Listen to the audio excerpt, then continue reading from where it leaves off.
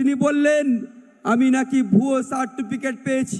আমি প্রশ্ন করতে চাই, দেশের শিক্ষা প্রতিমন্ত্রী সুকান্ত মজুমদার, আপনার জেনে রাখা উচিত বাপি হালদারকে এই মথুরাপুরের মানুষ, মথুরাপুরের মা ভাই বোন 2,09,000 ভোটে জিতেছে, আপনার মতো 10,000 ভোটে জেতায়নি। আপনি মথুরাপুরের পবিত্র মাটিকে কুলসিত করেছেন, রোহিঙ্গার কথা বলেছেন।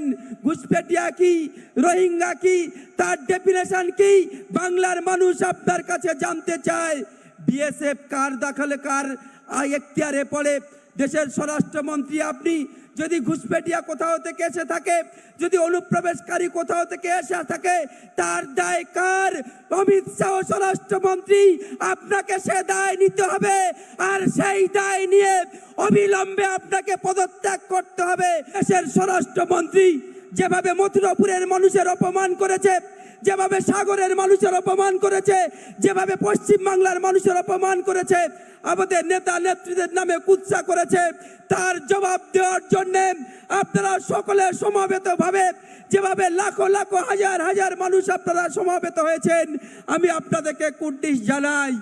দেখুন, আপনারা সবাই জানেন আজকের শুধু নয়, শুরু হয়েছিল 2016 থেকে আজকের 2026, গত 10 বছর ধরে লাগাতার বাংলার সম্বন্ধে কুৎসা করা, অপপ্রচার করা, বাংলার মনীষীদেরকে অপমান করা, বাংলার কৃষ্টি সংস্কৃতিকে আঘাত করা, বিদ্যাসাগরের মূর্তি ভাঙা, বঙ্কিমচন্দ্র চট্টোপাধ্যায়কে বঙ্কিম দা বলে অপমান করা, বাঙালির কৃষ্টি সংস্কৃতিকে আঘাত করা এদের স্বভাবে পরিণত হয়েছে।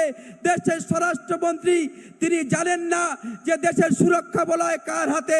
লজ্জা থাকা উচিত। আজকের আমি স্বরাষ্ট্রমন্ত্রীকে বলবো যে আপনি যে কথা সেদিনকে বলে গেলেন মথুরাপুরের এই পবিত্র মাটিতে, আপনি মথুরাপুরের পবিত্র মাটিকে কুলসিত করেছেন। ঘুষপেটিয়ার কথা বলেছেন, রোহিঙ্গার কথা বলেছেন। ঘুষপেটিয়া কি, রোহিঙ্গা কি, তার ডেফিনেশন কি বাংলার মানুষ আপনার কাছে জানতে চায়। বিএসএফ কার দাখলে কার এখতিয়ারে পড়ে দেশের স্বরাষ্ট্রমন্ত্রী আপনি। যদি ঘুষপেটিয়া কোথাও থেকে এসে থাকে, যদি অনুপ্রবেশকারী কোথাও থেকে এসে থাকে, তার দায় কার? অমিত শাহ স্বরাষ্ট্রমন্ত্রী, আপনাকে সে দায় নিতে হবে। আর সেই দায় নিয়ে অবিলম্বে আপনাকে পদত্যাগ করতে হবে। যদি মনে করেন আপনি যে বাংলার বুকে একজনও ঘুষপেটিয়া, একজন অনুপ্রবেশকারী আছে, তার দায়ও কিন্তু আপনাকে নিতে হবে। বর্ডার সিকিউরিটি ফোর্স আপনার দখলে রয়েছে, আপনার দপ্তরে রয়েছে। আর একজন এসেছিলেন এখানে, অনেক বড় বড় কথা বললেন, পাঁচালি সলালেন, বিষ্ণু পবিত্র দেবতা, তার নাম করে তিনি এখানে কুৎসা করতে এলেন। আমাদের নেতা নেত্রী থেকে শুরু করে আমাদের সম্মানীয় প্রণম্য বিধায়কদের সম্বন্ধে কুরুচিকর মন্তব্য তিনি করলেন। আমি তাকে শুধু বলতে চাই, তিনি বললেন আমি নাকি ভুয়ো সার্টিফিকেট পেয়েছি, নির্বাচন কমিশন নাকি ভুয়ো সার্টিফিকেট আমাকে দিয়েছে। আমি প্রশ্ন করতে চাই, দেশের শিক্ষা প্রতিমন্ত্রী সুকান্ত মজুমদার, আপনার জেনে রাখা উচিত বাপি হালদারকে এই মথুরাপুরের মানুষ, মথুরাপুরের মা ভাই বোন 2,09,000 ভোটে জিতেছে, আপনার মতো 10,000 ভোটে জেতায়নি। সার্টিফিকেটটা আপনার নির্বাচন কমিশন দিতে বাধ্য হয়েছিল। আপনার যারা অবজারভার ছিলেন, যারা নির্বাচন কমিশনের লোক ছিলেন, আপনারা সবাই জানেন বাংলার বুকে যখন সমস্ত ভোট গণনা একটার পর একটা তৃণমূলের জয় পতাকা উড়ে যাচ্ছে, তখন মথুরাপুর লোকসভার গণনা সকাল 10টায় শুরু করা হয়েছিল। আপনার অবজারভাররা গণনা শুরু করতে দেয়নি হেরে যাবার ভয়ে। কিন্তু মথুরাপুরের মানুষের আশীর্বাদ দেওয়া মমতা বন্দ্যোপাধ্যায়, অভিষেক বন্দ্যোপাধ্যায়ের প্রতি ছিল, এবং আমি মায়ের আশীর্বাদ, মানুষের আশীর্বাদ নিয়ে জয়ী হয়েছি, পবিত্র সংসদে গেছি। খুব গায়ে জ্বালা লাগছে, খুব জ্বালা লাগছে।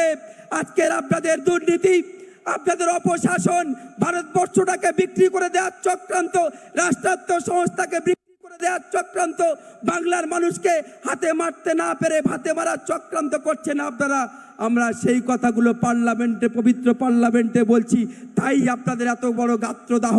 আমি বলি, যতই তুমি আঘাত করো, তৃণমূলকে থামাতে পারবে না, বাপি হালদারকে থামাতে পারবে না, অভিষেক বন্দ্যোপাধ্যায়কে থামাতে পারবে না, মমতা বন্দ্যোপাধ্যায়ের আশীর্বাদ, অভিষেক বন্দ্যোপাধ্যায়ের আশীর্বাদ আর মথুরাপুর লোকসভার অগণিত মানুষের আশীর্বাদ মাথায় নিয়ে আগামী দিন কলায় গন্ডায় হিসাব আপনাদের বুঝে নেব।